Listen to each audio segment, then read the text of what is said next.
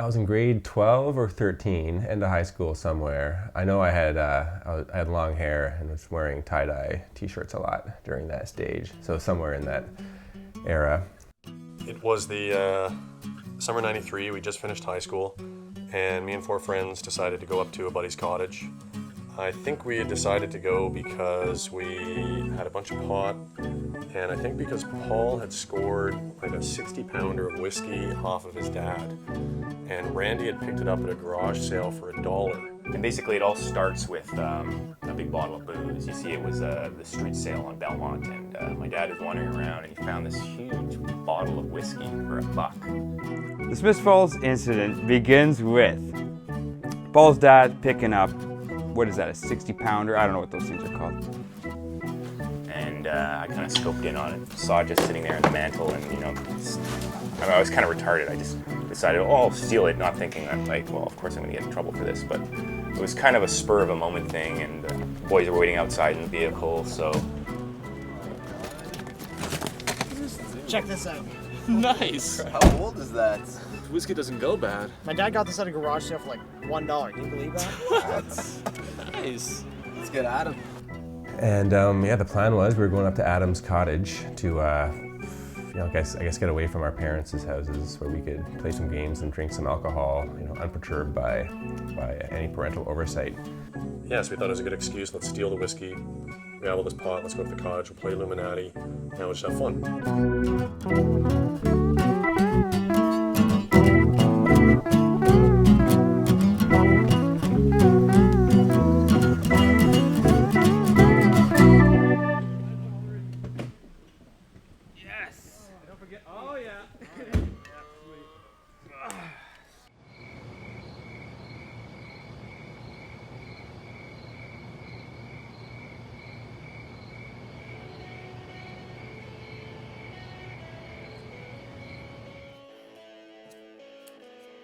Goldfish fancier. All right, the Gnomes of Zurich and the International Cocaine Smugglers. We're gonna go for the IRS. Anybody have a problem with that? Don't you think we should cut in on that? I mean, we don't want him to get that. Okay. I'm putting 5 in against that. 5 in. Get some. This joint gonna be passed to you. The Bermuda Triangle, with the help of Hollywood, is going to take over the South American Nazis. Man, fuck you, Paul, and your gang of bullshit. Like, attack Jordan. So first I'm gonna take my cash because I haven't taken it yet and I deserve it. Alright, and next up I'm gonna take my clone arrangers with the servants of Cthulhu, and I am gonna fucking destroy the fiendish fluoridators of my little friend over here. Any objectors? Yeah? Yeah, any objections from the table other than you? No. Okay, I got nothing.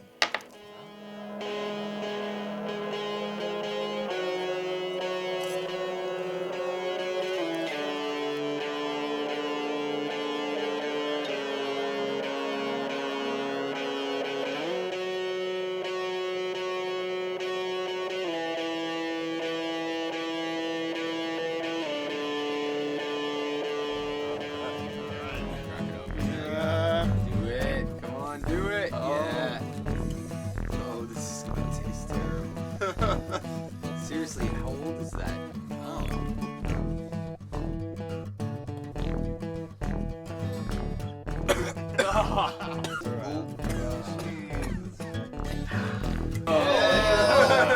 That's Yeah. Care for another double? Oh. Yeah. Woohoo! Paul, you're up, buddy. You're up.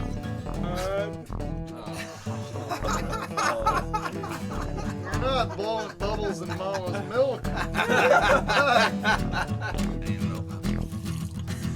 Whoa, that's a massive pump. That is a massive drink right here. Oh man. Oh God, I'm gonna pull out of that.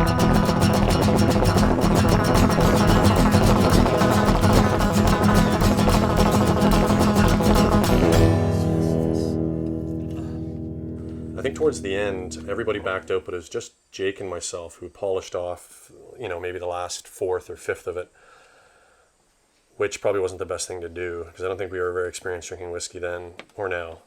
And anyways, we ended up puking. It was terrible. I was so sick, and I think we all just ended up passing out. I think both Jake and I were like puking in unison off the porch. And the next day we woke up, and I have never felt so wretched. And by the end of the night, some of us were sick. We were all very drunk, and some of us were sick. And like myself and Jordan were puking off the back porch, off into the woods. It was a pretty sad state of affairs at that point.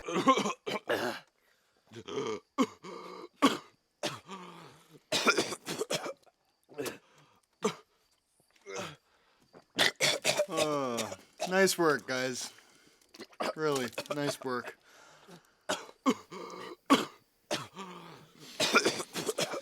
In the morning, we just felt like shit. We hadn't really prepared for what we'd do the day after regarding food or water, and you couldn't drink any of the water in the cottage because I guess it was from the lake, and you'd get like beaver fever or something, or giardia, and start shitting yourself. Maybe we need to go into town. I'm dying. We need water. So we wake up in the morning. No big deal. We're hungover. This has happened dozens of times before at this point. Down it is. Unfortunately, there's no water running in the damn place. We didn't think of bringing up any supplies or things for the day after. So he basically got alcohol poisoning that, he was puking up bile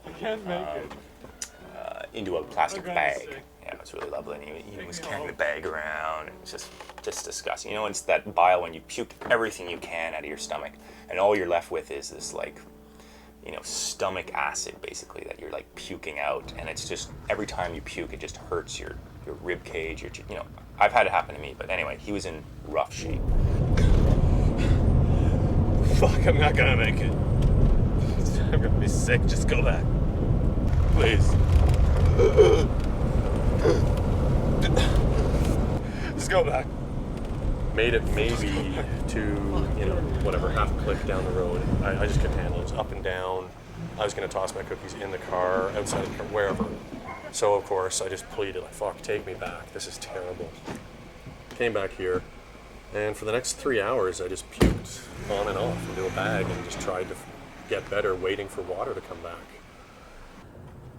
And despite what other people say, I think ultimately it worked out okay that I was puking. I think I would have rather have had it that way than gone through what they went through.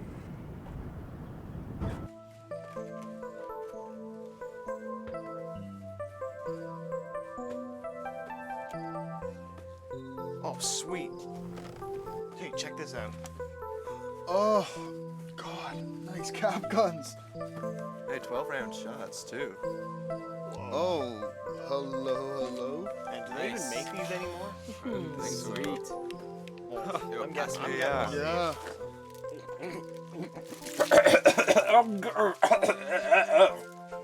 A few of the boys were really excited to find old cowboy-style six-shooter cap guns, which Very nice. they purchased. I think in Ottawa at that time you couldn't get them anymore. It was like the sort of the seizure of all anything close to realistic plastic-looking guns had begun, and so they were all removed from stores in Ottawa.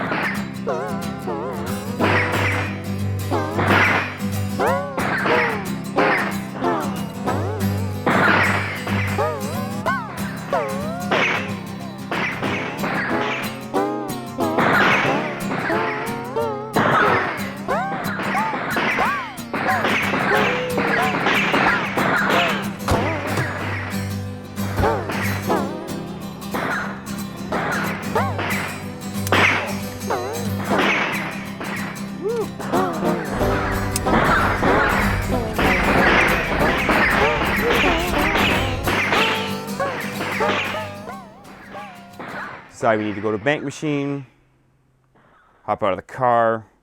I remember specifically pulling the gun out of my pants right in front of the bank, like 3 feet from the door, and like tossing it through the window, going, "I better leave this behind." A couple of us had to go to the bank, so Austin drives us around the block a couple times, drops us off at the bank, go into the bank, no problem. As we were about to go in, though, you know, we still got these guns in our belts and stuff, and it's like, you know what? We better not bring these into the bank. We knew better, so, you know, we chucked them into the car, not a big deal. Austin drives around to park somewhere, and we're just going to meet him around the block. Go in the bank, not a problem.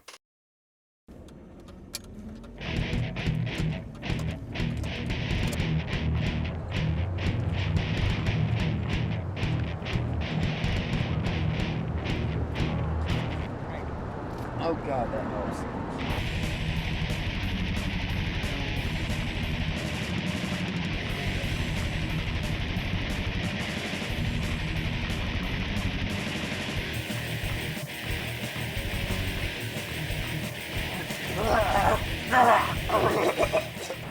We're walking back towards the car, and then suddenly, like, this shitty undercover cop car pulls up. These cops jump out. One guy's running from who knows where. Holy shit. Fucking cap guns, you guys. What's on the seat, boy? What do we do? Let's take off. No, we can't take off. We can't take off. It's a mix-up. Yeah, it's a mix-up. Exactly. It's just a cap gun. Hands on the wheel! So we walk over there and we explain, okay? You can walk. Officer. Get up against the wall! Your mouth shut, put your hands in the air. Don't move!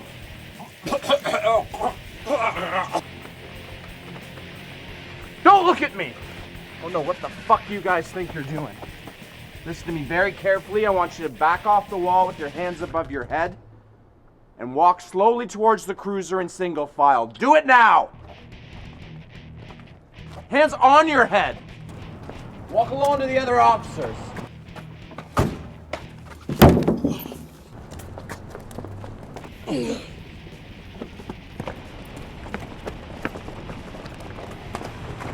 Slow down, now walk towards the other officers. Just sit down on the curb.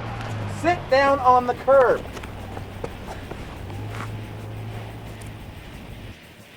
Okay. Come on, boys. Where'd you get those firearms? Well, at the store across the street. We can charge you lads with attempted bank robbery. Oh my God. I mean, officer, like, this is all just a big mix-up. Okay? But eventually it was cleared up, you know. They said they were going to charge us with attempted bank robbery or mischief. You know, they're like, search the car, just rumbling through everything, just chucking stuff out of the car. It was just really a fucking nightmare. But anyway, things get cleared up. They finally let us go. We drive back to the cottage. Austin, not saying a word, just holding the steering wheel, white knuckle, just. And the rest of us, you know, at this point it's kind of funny. But anyway, we get back. Austin just like zombie walks up to loft, lays down, like on the verge of breakdown. Hey, Jordan, you missed out on our attempted bank robbery. What? What happened? I can't believe they didn't give us back the cap guns. Illuminati? Anyone?